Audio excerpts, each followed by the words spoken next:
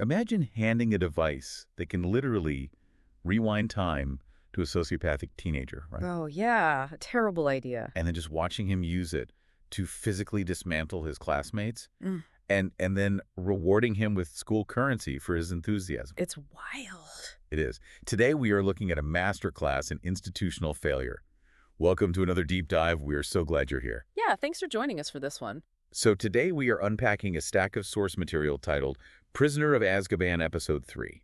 Our mission here is to dissect the terrifying escalation of chaos within the Gryffindor Quintet, mapping out the exact moment when harmless schoolboy pranks, well, mutated to actual malice. Right, because the underlying current of this entire deep dive is what happens when unchecked power collides with a total vacuum of accountability. We are examining the localized collapse of order and looking closely at the psychological toll of consequence-free actions, which is something you really should care about because when the guardrails of reality and physics honestly are removed, the human mind doesn't just embrace freedom, it often spirals into depravity. It spirals hard.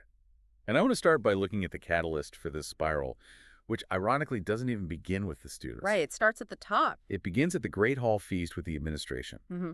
Dumbledore stands up and drops an absolute bombshell on the student body. Sirius Black, a notoriously dangerous convict, has escaped Azkaban. Huge news. Unprecedented. Yeah, and because of this unprecedented breach, Dementors are stationed at all the entrances to Hogwarts. Now, based on everything in the lore, Dementors are not just security guards. They are foul creatures that feed on human happiness and project pure despair. The biological and psychological threat of a Dementor just cannot be overstated here.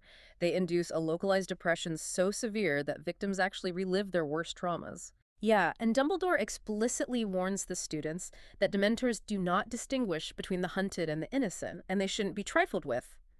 Yet, looking at the source material, the reaction from the Gryffindor quintet, specifically Skunt, is completely abnormal. It really is. While the rest of the Great Hall is shivering in genuine terror, Skunt just leans over to Wampo and whispers this highly dangerous reassurance.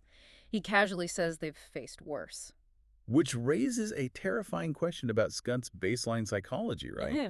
If soul-sucking demons don't register as a threat to him, what does? Exactly. But my genuine confusion, and honestly my extreme anger at Dumbledore's leadership here, stems from what happens next. Oh, this part is infuriating. It is. Dumbledore gives this grave speech about lethal entities surrounding the school, and then inexplicably rewards Gryffindor with 500 house points for their enthusiastic arrival alongside those same Dementors. It makes no sense. None. Yeah. I was reading this and trying to figure out what pedagogical strategy he is even attempting. Well, it isn't a strategy. It's a massive abdication of adult responsibility. In psychology, there is a concept called the Cobra effect, where offering a reward for a specific behavior inadvertently makes a problem much worse. Right. By rewarding the quintet's lack of fear with 500 points, Dumbledore is signaling that recklessness is a virtue. He is literally incentivizing their sociopathy. And it gets worse.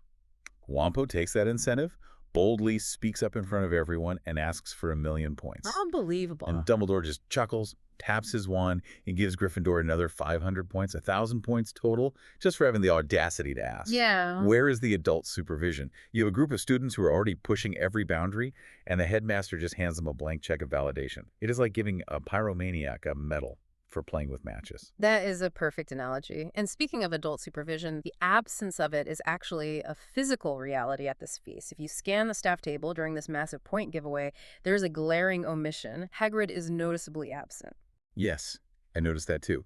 So the one adult who has historically had the most direct, albeit complicated, physical interactions with this specific group of boys is nowhere to be found. That creates a massive power vacuum. Hagrid, for all his faults, represents a physical deterrent. Right. Without him there, and with Dumbledore actively treating them like favored celebrities, the quintet immediately exploits the lack of boundaries. They feel entirely untouchable, which fundamentally shifts their behavior the second the feast ends. Let's crack that behavioral shift.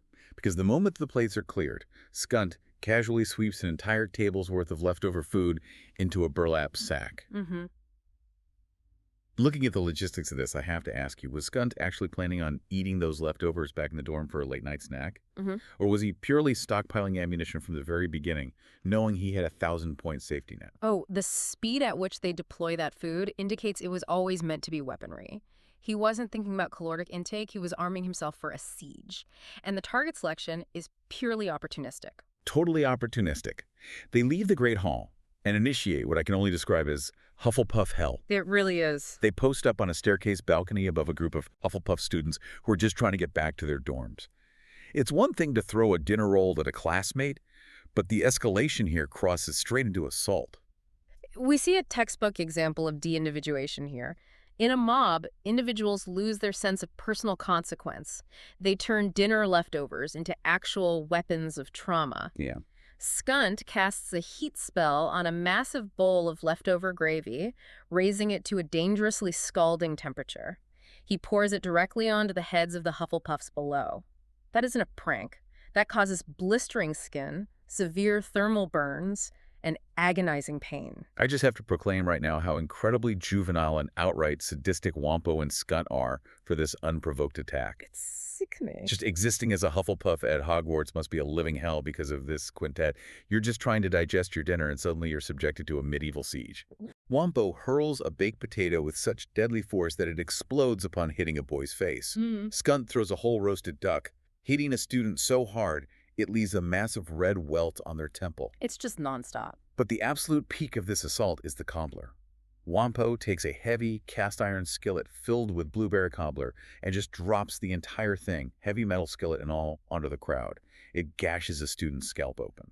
Dropping a cast-iron skillet from a balcony involves serious kinetic energy.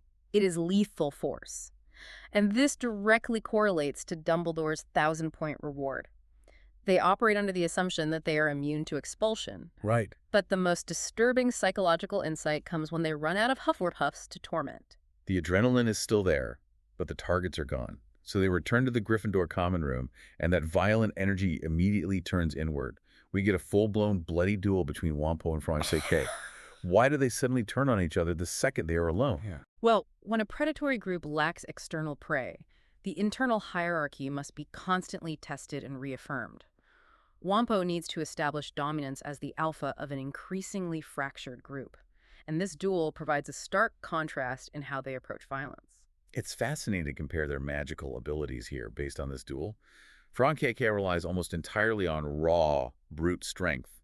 He uses this ancient, forceful wizard shout that physically shakes the room. Yeah, it's like carpet bombing, lots of kinetic force, very little focus. He's a massive, imposing figure. But Wampo's fighting style is entirely different. It's a surgical strike. Wampo bypasses Francois's brute strength entirely. He uses terrifying speed and absolute precision. He utilizes this hidden wand sword, and he just circles Francois.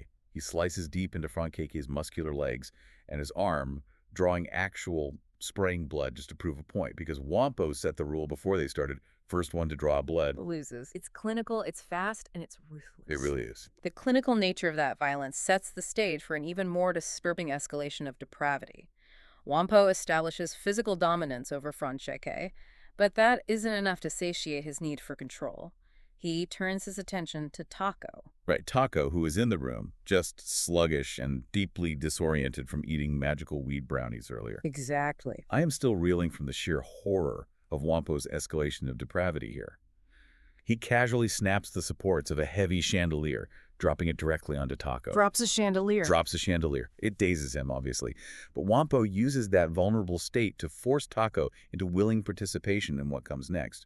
He makes an impaired student his active accomplice. He is isolating his friends one by one, forcing them to become complicit in his violence. It's a classic tactic of a malignant narcissist ensuring loyalty through shared guilt, which leads us to the moment the student governance structure completely collapses. Percy Weasley incident. Percy, the Gryffindor prefect, walks into the common room to stop this absolute carnage. He does his job. He demands Wampo put away his time turner. And Wampo's reaction is insane. Wampo weaponizes time itself. He literally uses the time turner to rewind time just a few seconds, purely so he can ambush Percy the second he walks through the door. Consider the mechanics of that. He is manipulating the fabric of space-time, creating a localized paradox, not to save a life or alter a historical tragedy, but to get a tactical advantage in a fistfight. He powerbombs Percy into the brick floor. He breaks his nose, leaving him in a bloody heap. And as if that wasn't enough, Wampo magically snaps Percy's jaw shut so he can't call for help, suspends him in the air, and instructs a heavily drugged taco to vanish Percy's chest. It is torture, Yeah. pure and simple. But through all of this, the Hufflepuff assault, the bloody duel, the power bombing of a prefect, whereas Willie, he's just standing Yeah, by. his absence of action is loud. Willie is the most morally sound member of the group. He could have put the others in line, but he didn't. I'm disappointed in him. He's the moral light they need right now. The bystander effect happening with Willie is profound. Despite his own brutal past and his established moral compass, he is completely paralyzed. Standing up to Wampo now, especially seeing how Wampo effortlessly manipulates time and space to crush an authority figure like Percy, is terrifying. I bet. Willie recognizes that the dynamic has shifted. This isn't a brotherhood of pranksters anymore. It is a dictatorship ruled by a time-traveling sadist. Which brings us to a shocking psychological breaking point for the group's most notorious member. After watching Wampo gleefully torture Percy, Skunt, the exact same boy who was pouring scalding gravy on innocent Hufflepuffs literally minutes earlier, looks at Wampo, completely serious, and quietly asks, "Are we bad people?" Yeah. I was in absolute shock reading this. It seems like that psychopathic bastard actually has a glimmer of morality in his sick little heart. The cognitive dissonance is fascinating. Skunt thrives on chaos, but he operates on a scale of schoolyard cruelty, even if it is an extreme weaponized version of it. But witnessing Wampo effortlessly bend time to mutilate a prefect crosses an invisible threshold for Skunt. He sees the absolute unhinged darkness in Wampo, and by reflection, worries about the darkness in himself. But Wampo's response shows he is completely detached from reality. He just looks at Skunt and replies, "Who decides what's bad, eh?" Pure moral relativism. He is detached entirely from the concept of objective right and wrong. When you can rewind your mistakes, morality becomes nothing more than a suggestion. But his physical body clearly disagrees with that philosophy. Because right after he says that, the biological reality of time travel sets in. Wampo suddenly says he doesn't feel so good. He crumples to the floor, twitching, his skin going pale and clammy. The toll is immediate. It's time-turner exhaustion. How does temporal magic physically affect the human nervous system like that? Well, the human body and brain are not designed to endure localized temporal paradoxes. When you rewind time, your cellular structure and your nervous system are forced to process and hold the memories, the stress, and the physical degradation of two diverging timelines simultaneously. Neurological misfires happen because the brain is holding data from a reality that technically no longer exists. He is causing massive cellular degradation every time he turns that dial.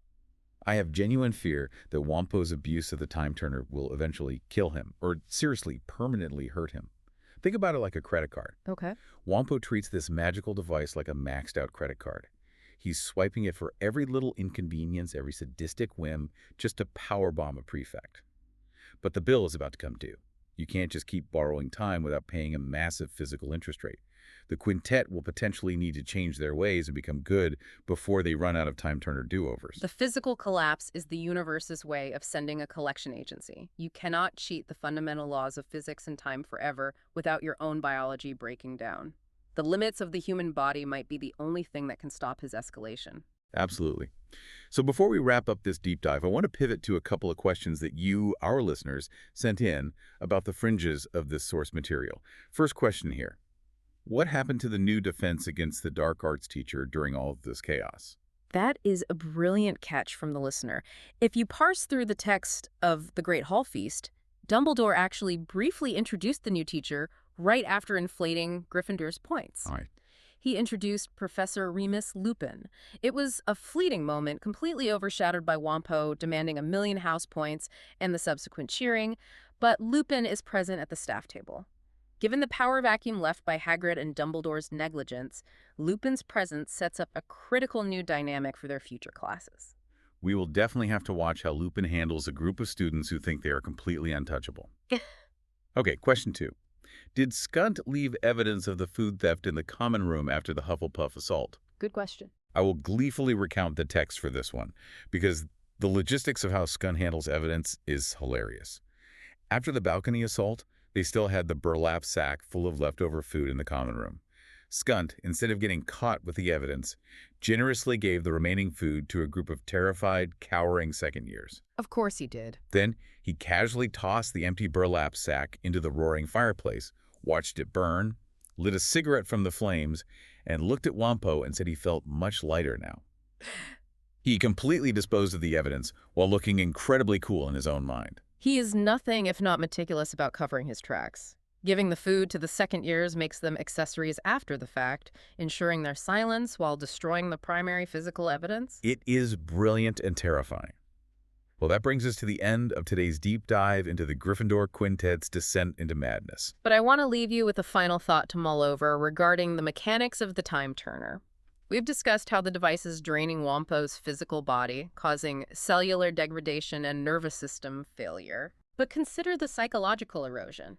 If you can simply rewind your mistakes, erase conversations, and undo violence at the turn of a dial, do other people even feel real to you anymore? Or do your friends, your teachers, and your victims just become disposable NPCs in your own twisted, infinitely repeating game? When consequences disappear, your grip on reality disappears with them. It's the ultimate boarding school horror story. It happens when the walls meant to protect you just end up trapping you inside with the monsters. Thanks for joining us for this deep dive, and we'll catch you next time.